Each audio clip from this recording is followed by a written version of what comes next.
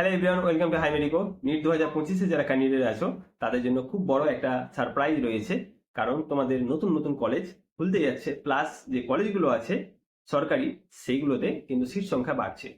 তো কোন কোন কলেজে সিট সংখ্যা বাড়ছে এবং কি কি নতুন কলেজ খুলছে সেগুলো নিয়ে আজকের আলোচনা।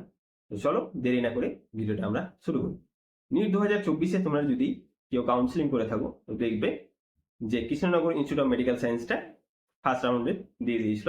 তারপরে যে অ্যাডিশনাল রাউন্ডগুলো হয়েছিল সেখানে কিন্তু ইস্ট ওয়েস্ট মেডিকেল কলেজ বর্ধমানের এবং Zakir Hossain institute of medical science যেটা তোমার মুর্শিদাবাদে রয়েছে, এই টোটাল 3টে কলেজ কিন্তু অ্যাড হয়েছে। এবার আসছে নিট 2025-এ কোন কোন কলেজ খুলতে পারে। তো প্রথমে যেটা চান্স রয়েছে সেটা হচ্ছে পিকেজি মেডিকেল কলেজ, যেটা নিউ টাউন কলকাতাতে রয়েছে। তারপরে রয়েছে ভারত মেডিকেল কলেজ, যেটা পুরুলিয়াতে রয়েছে। দেন থার্ড নম্বরে চান্স রয়েছে ডক্টর বিসি রয়, যেটা তোমার খড়গপুর আইআইটিতে রয়েছে। এরপরে আছে MR institute of medical science Ashoknagar, এটাতে চান্স রয়েছে।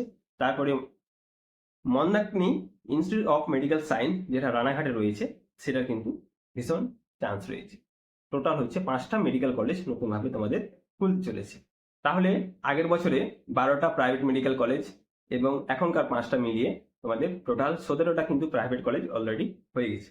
এবার যে তোমাদের 24-25টা গভর্নমেন্ট মেডিকেল কলেজ রয়েছে ওয়েস্ট বেঙ্গলে, সেখানে কিন্তু কিছু কিছু জায়গায় সিট সংখ্যা বাড়তে চলেছে। প্রথমে যেটা বলি, যেমন আমাদের মেডিকেল কলেজ জিএনএম কল্যাণী, সেখানে কিন্তু 125 থেকে 200টাই কিন্তু শিফট হতে যাচ্ছে।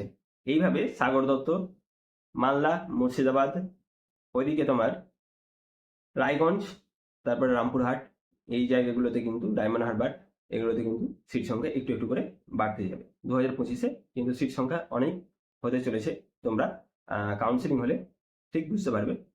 তো এই ছিল একটা রিসেন্ট আপডেট, যেটা আমার মনে হয় দেওয়া তোমাদের বেটার মনে হলো।